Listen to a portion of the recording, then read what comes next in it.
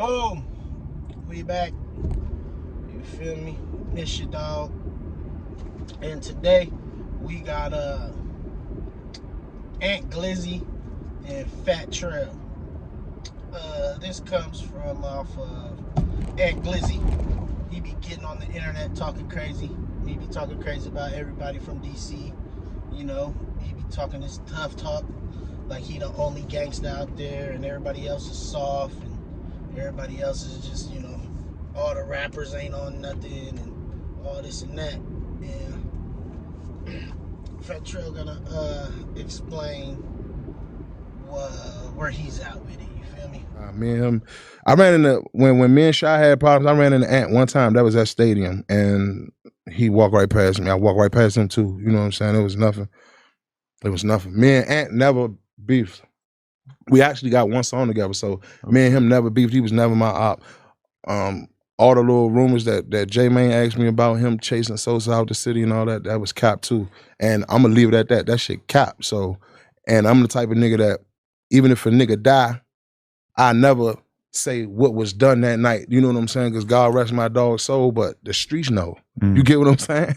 So I don't have to get on the camera and say what happened. The streets know. Does it ever feel weird, though, that you have a more old school traditional approach to how you talk about shit, but then meanwhile, like, dudes who are much more open seem like that kind of coincides with the younger generation a little bit more. Like they almost expect that of their rappers and they don't really understand the code of the silence. So you said, does it feel weird that I have that approach? Or just does it feel weird that the fans almost seem like they expect or respect that more? No, it's not weird because you got so many people who doing it for them, Adam. You gotta think, it's a lot of fans who think that's the norm.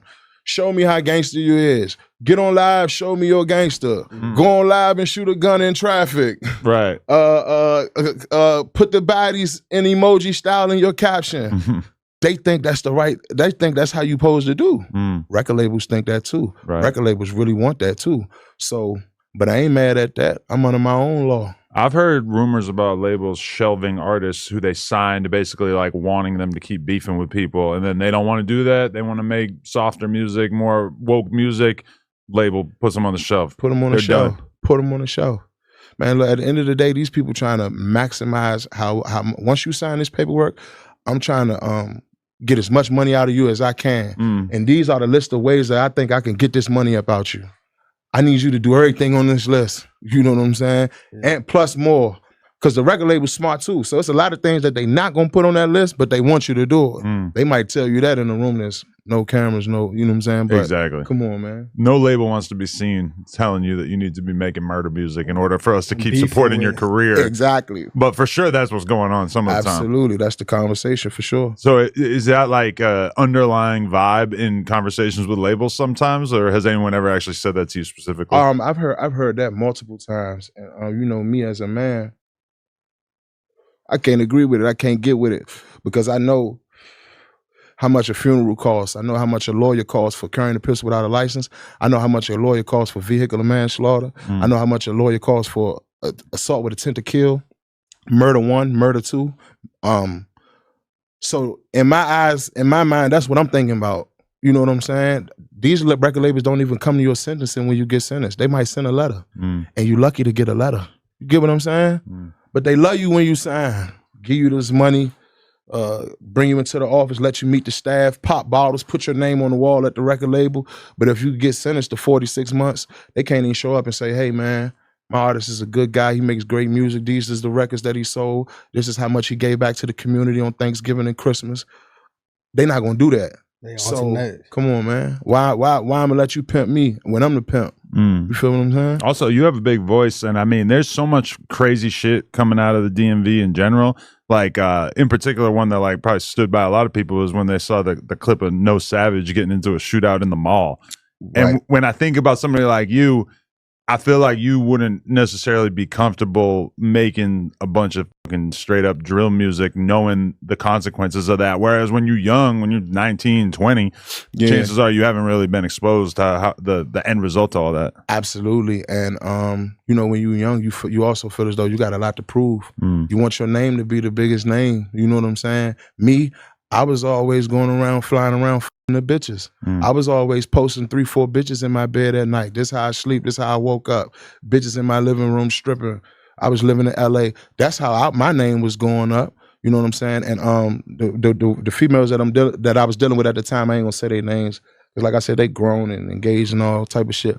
But I was going viral for the bitches I was f***ing with, cause they was f***ing with this rapper, but they was sneaking around with Trel in New York, or man, I just saw her with Trel in Tallahassee, but she was f***ing with a superstar. That's how my name was going up. So as far as my name going up on some other shit, I ain't with that. Is that not worth it from your perspective, though, to have all them girls around and be doing the Dan Bilzerian lifestyle? You say, is it not worth it? Yeah, is it not worth it, or is that still attractive to you, or are you more comfortable just being settled down with one girl at this point? Nah, I mean, when it comes to the, like, I did that already. You feel me, Adam? So it's like, do I feel as though I still got to do that? Nah.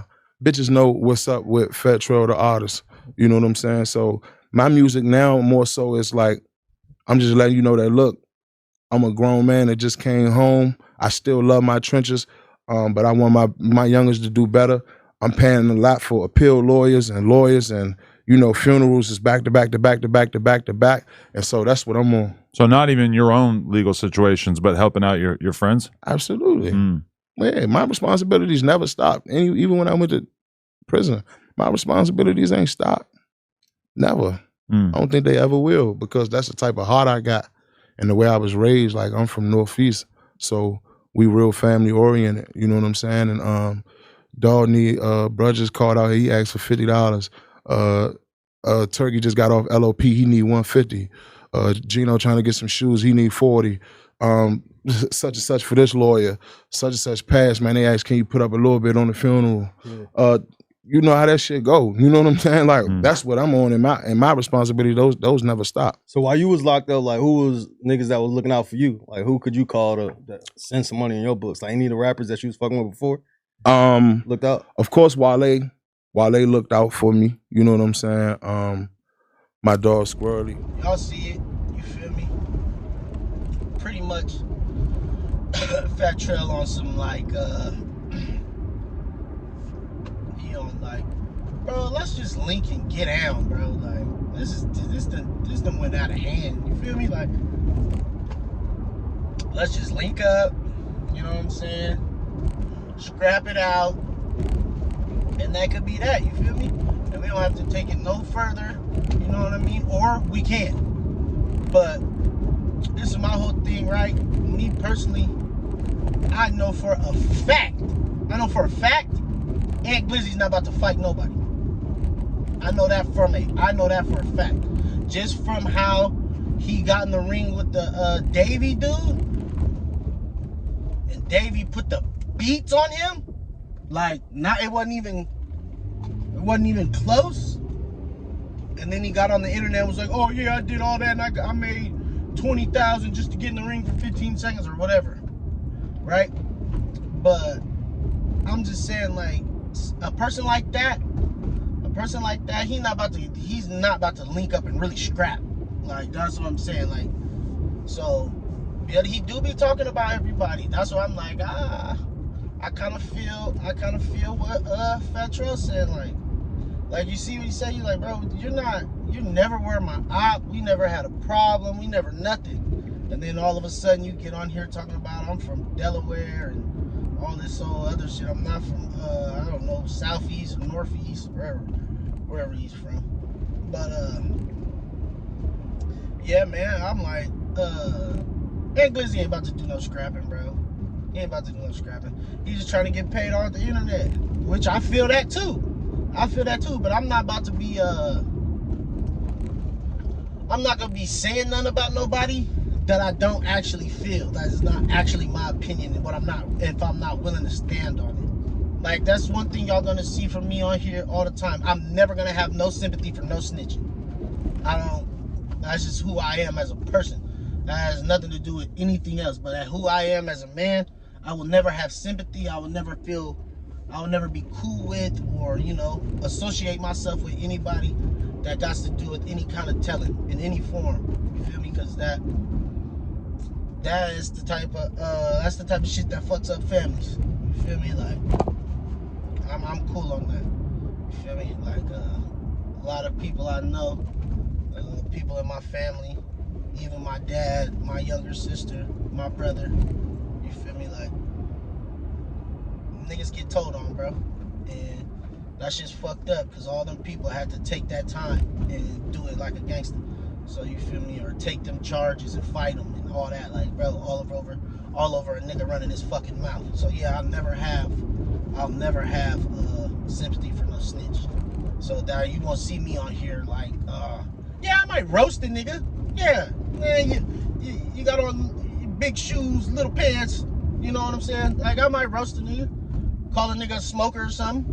But I'm not about to be out here on no personal shit. Like, oh, you ain't from here and this ain't that and your homies did this and them niggas killed your homie. You ain't did nothing. I'm not doing that, bro.